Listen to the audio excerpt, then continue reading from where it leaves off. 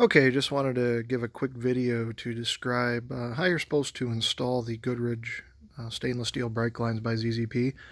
Again, there's no instructions, so if you're kind of a newbie at this stuff, it might be a little confusing.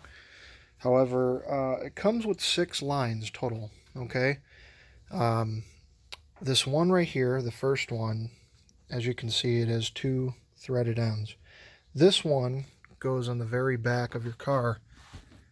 I can get in here, right here along the axle, and usually this line is connected here, so it flexes between the body and the axle. That's where that first one will end up going. So what you'll have to do is you'll loosen this nut, you'll have to pop this clip out with the flat blade screwdriver, and then just change it out.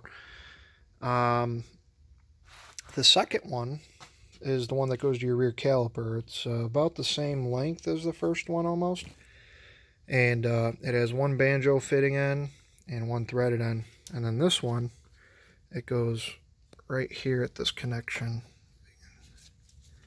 Just goes right in there like that.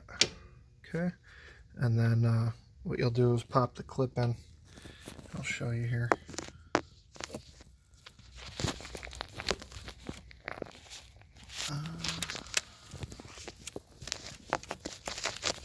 Anyway, you get the point. I'll get the clip in later. The third one is for the front caliper. So if you're doing like a big brake kit, or even the factory ones, I believe it fits. I can show you on this. I did it on another video. Same thing here. You have to pop this clip out up top, and then you'll want to loosen the nut, then pop the clip out, and then this line will go in place where the rubber line's currently at.